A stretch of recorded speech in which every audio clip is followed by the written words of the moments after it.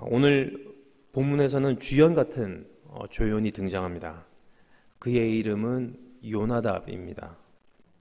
압살롬이 암논을 죽이고 이에 대한 소문이 확대되어 모든 왕자들이 그의 손에 죽었다는 소식이 다윗의 귀에 들립니다. 그리고 다윗은 그의 옷을 찢고 땅에 엎드러집니다. 이때 요나답이라는 인물이 등장하여 사실이 그러하지 않다는 말을 다윗에게 전합니다. 그런데 일반적으로 소문의 사실 여부는 시간이 지남에 따라 확인되기 마련입니다. 오늘의 본문의 상황에서도 만일 다른 왕자들이 살아있다면 조금만 기다려보면 그들이 살아서 돌아오게 될 텐데, 그리고 실제 살아서 돌아왔는데 왜 성경은 굳이 요나답을 등장시켜 적지 않은 분량을 그에게 할애했는지 저는 궁금해하지 않을 수 없었습니다. 이런 와중에 저의 시선은 요나답이 마지막으로 남긴 말, 당신의 종이 말한 대로 되었나이다, 이 구절에 한동안 머물렀습니다.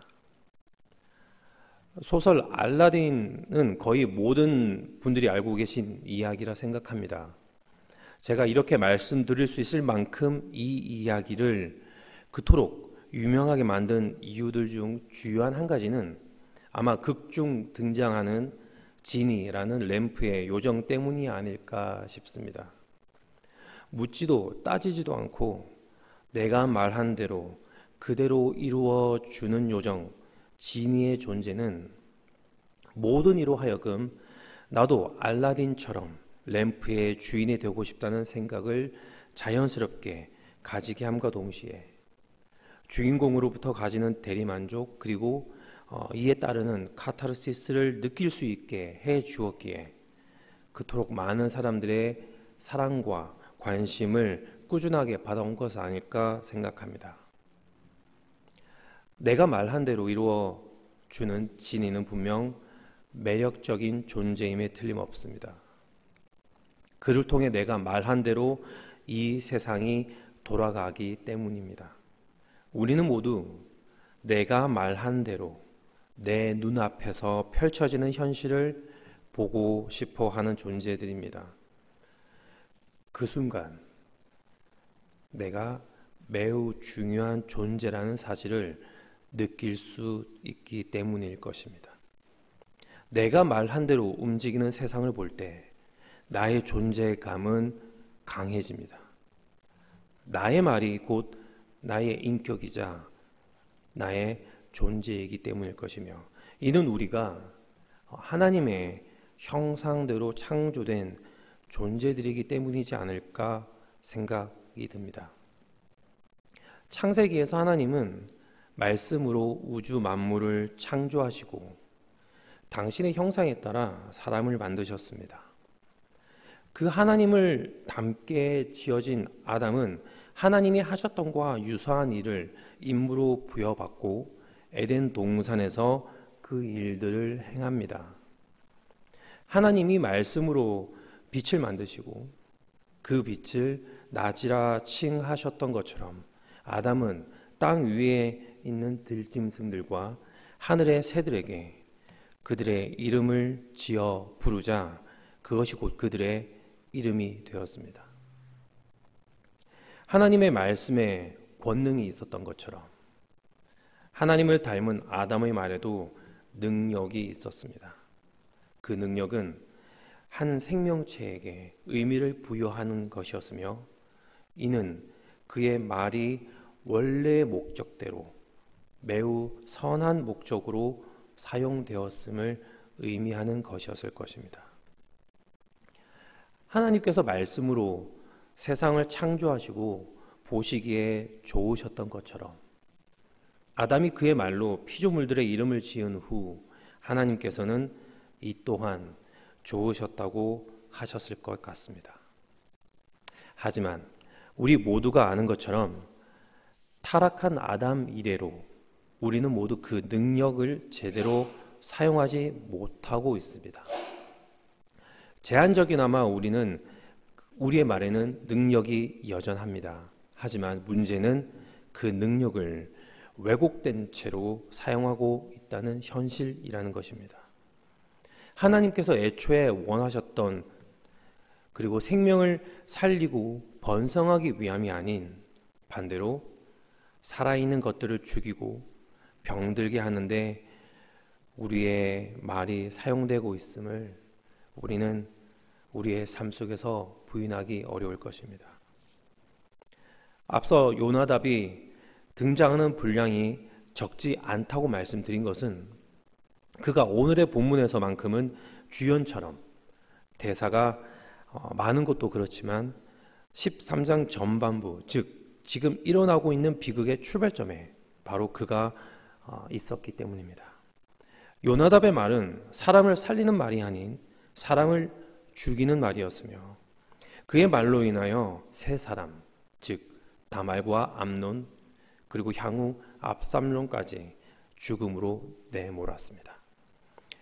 비록 다말은 죽음에까지는 이르지 않았지만 오라버니 암논에 의해 몹쓸 짓을 당한 그녀가 죽음과 같은 삶을 살았을 것은 짐작하기 그리 어렵지는 않아 보입니다. 오라버니 압살롬의 집에서 처량하게 지낸 그녀였기에 말입니다.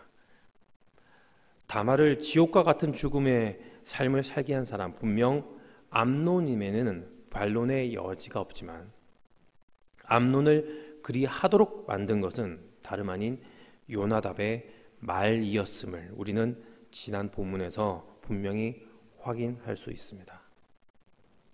그 요나답의 말은 암논을 움직였습니다. 그가 말한 대로 암논은 그대로 행동하였습니다. 그 말에는 한 사람을 변화시키는 힘이 있었습니다. 분명 요나답의 말에는 능력이 있었지만 문제는 그 힘이 다른 사람을 죽이는 데 사용되었다는 것입니다. 심지어 그 말에 따라 행동한 사람조차 말입니다. 요나답의 말은 병들어 죽을 것만 같았던 암논을 살려주는 것 같았지만 결국 그에게 찾아온 것은 복수의 그림자였으며 그로 인한 죽음이었습니다. 그리고 이 죽음은 또 다른 죽음을 가지고 왔습니다. 아버지 다윗 왕에게 반기를 들므로 종국엔 죽음에 이르게 된 압살롬. 이 일의 시작은 암논을 살해한 것에서부터 시작한 것이었으며 암논이 죽음을 당한 것은 다말에게 가했던 그 나쁜 행동 때문이었으며 그 행동은 요나답의 말에서부터 시작했음을 우리는 기억해야 할 것입니다. 요나답의 몇 마디 말이 세 명 모두의 죽음을 몰고 온 것입니다. 그런데 사실 오늘 본문에서 보이는 요나답의 언행은 이처럼 다른 사람을 해치는 결과를 가져오는 것처럼 나빠 보이지는 않습니다. 오히려 비통함에 빠져 있는 한 사람, 아들을 잃은 아버지 다윗을 진정시키는 모습으로 우리에게 비춰지기도 합니다. 불안이나 슬픔에 잠긴 사람을 위로하는 것은 분명 선한 마음에서 비롯된 것이라 볼 수 있습니다. 그래서 2년 전 침상에 누워 아무것도 못하는 채 끙끙 앓던 암논에게 건넸던 요나답의 말 또한 친구 암논을 진심으로 걱정하는 마음으로 정상적인 삶으로 그가 하루빨리 회복되길 바라는 마음에서 비롯된 것이라 볼 수 있을지도 모르겠습니다. 하지만 이 모든 일에 앞서 요나답이 어떠한 사람인지를 소개하는 부분을 통해 그의 말이 결코 암논을 위한 것이 아닌 그를 해하려고 했던 것이라 우리는 분명히 알 수 있을 것 같습니다. 요나답을 소개하는 구절을 함께 읽어보도록 하겠습니다. 사무엘하 13장 3절입니다. 암논에게 요나답이라 하는 친구가 있으니 그는 다윗의 형 시므아의 아들이요 심히 간교한 자라. 요나답은 먼저 다윗의 형 시므아의 아들이라 소개되고 있습니다. 다시 말해 요나답은 다윗의 조카입니다. 요나답은 다윗의 아들이 아니라는 말입니다. 그는 결코 다윗의 아들이 될 수 없는 신분입니다. 그래서 그는 사촌지간이자 친구라 부를 정도로 친한 관계에 있는 다윗의 아들인 암논을 남몰래 시기 질투하지는 않았는지 모르겠습니다. 왜냐하면 이어지는 그에 대한 설명 때문에 말입니다. 성경은 그를 심히 간교한 자라 칭하고 있습니다. 간교함 하면 떠오르는 대상 있지 않으신지요? 바로 뱀입니다. 들짐승 중에 가장 간교한 뱀은 하와를 유혹함으로 아담으로 하여금 하나님의 말씀을 거역하게 하였고 결국엔 하나님과의 올바른 관계를 깨트림과 동시에 모든 인간을 죽음으로 내몰았습니다. 요나답이 저지른 것과 유사하지 않는지요? 요나답이 말로 오라버니와 누이와의 관계, 궁극적으로 아버지 다윗과 아들 암논과 압살롬 사이의 올바른 관계를 무너뜨림과 동시에 그 두 아들에게는 실제적인 죽음을 가져다 준 것처럼 인간은 아버지 되신 하나님과 그분의 자녀로서 맺고 있는 관계를 온전하게 누리지 못하게 됨과 동시에 영원한 죽음을 얻게 되었습니다. 바로 간교한 뱀의 말 때문에 말입니다. 그러면 도대체 왜 뱀과 요나답은 하와에게 그리고 암논에게 이들 각자의 욕망을 만족시킬 수 있는 방법을 간구해내면서 그들에게 그것을 전달한 것일까요? 저는 그 이유들 중 하나가 시기와 질투 때문이 아닐까 생각해 보았습니다. 사탄은 애초 하나님의 형상에 따라 지어진 그분의 자녀로서의 삶을 살아갈 인간을 돕도록 창조된 피조물입니다. 하나님의 아들은 인간이지 결코 천사가 아닙니다. 하나님을 대신하는 왕의 신분으로 이 세상을 다스릴 자는 인간이지 천사가 아니라는 것입니다. 천사는 결코 인간이 될 수 없고 그렇기에 그 역할 또한 할 수 없는 존재들입니다. 이와 마찬가지로 요나답은 다윗의 조카입니다. 그는 결코 다윗을 이어 왕이 될 수 없으며 그에게 주어진 역할은 다윗과 그리고 그를 이어 왕이 될 왕자들을 돕는 것이었습니다. 결코 이스라엘 왕국을 다스릴 자격을 가질 수 없는 것이었습니다. 하지만 이 둘, 타락한 천사인 사탄과 왕의 조카 요나답은 시기 질투하였습니다. 자신에게 주어진 것 이상을 탐했으며 가지지 못한다면 차라리 파괴해버리는 것을 선택하였습니다. 그래서 하나님이 창조하신 원래의 세상은 파괴되었으며 다윗의 집안은 파탄되었습니다. 시기와 질투, 이 마음은 자신을 높이고자 하는 마음에서 비롯된 것이라는 사실, 아울러 타락한 본성을 가진 우리 모두는 이 시기와 질투를 겉으로 그리고 속으로 일삼고 있습니다. 아무리 친한 사이라도 나는 그러하지 못했는데 내가 바랐던 것을 그 친구와 이루어내거나 혹은 얻게 되는 것을 보게 되면 순간적으로라도 자신의 신세를 한탄하는, 또한 마지못해 이러한 현실을 인정하는, 그래서 진심 어린 축하 인사 전하는 게 어색한 나의 모습을 보게 됩니다. 그리고 어느 순간 남보다 낮은 곳에 있는 나를 높이고자, 남보다 낮지 않은 형편에 있는 나를 부하게 하고자 하는 욕망이 다시금 내 마음속에서 꿈틀거리게 됩니다. 심지어 그 마음에 사로잡혀 버리는 나의 마음입니다. 그래서 우리는 이런 감정조차 느끼고 싶지 않기에 내가 바라는 대로, 내가 말하는 대로 이 세상이 돌아가길 원하는 거 아닌가 싶습니다.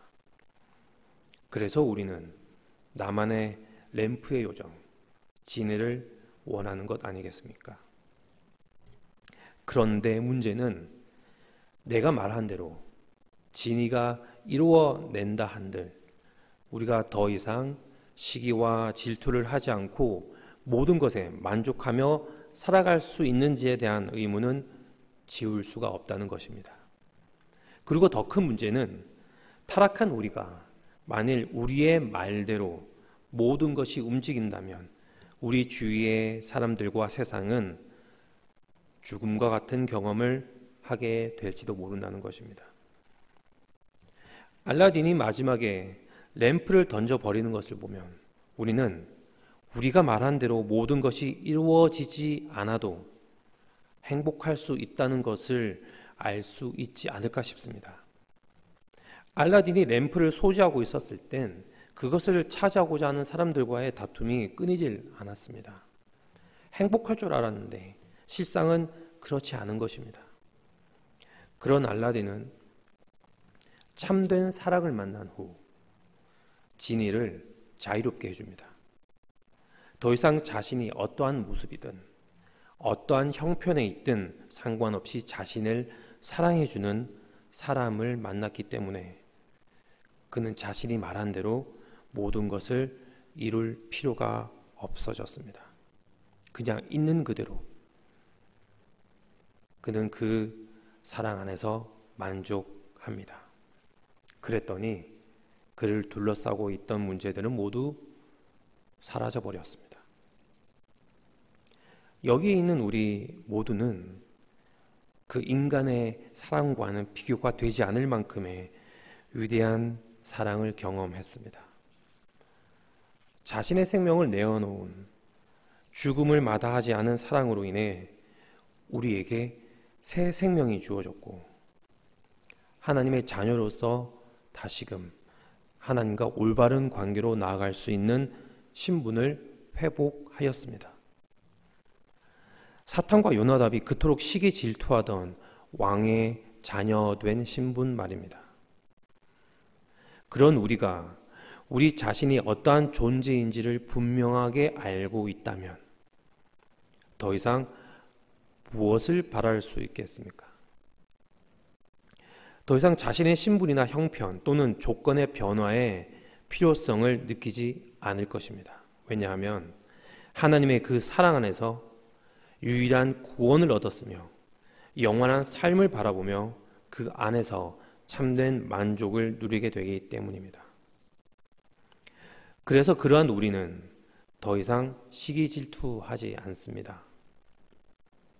더 이상 자신의 어떠함에 대하여 집중하지 않기 때문입니다. 우리의 말에는 능력이 있습니다. 그리고 우리는 자신을 위하여 시기 질투하는 마음으로 다른 사람을 죽이는 말이 아니라 남을 살리는 말을 해야 할 것입니다. 하지만 우리에게는 그러할 수 있는 의지는 있을지 모르겠지만 그것을 실행할 만한 힘은 없습니다. 아울러 하나님 안에서 만족한다 말하고 시기 질투하는 나의 마음은 옛날 이야기라고 자신하지만 눈앞에 보이고 내 귀에 들리는 것에 어느 순간 나의 마음의 평안을 잃어버리기 십상인 우리들의 모습임을 또한 부인하기 어렵습니다. 그래서 오늘 우리는 이 아침에도 매일같이 십자가 앞으로 말씀 앞으로 나아온 것이라 생각합니다.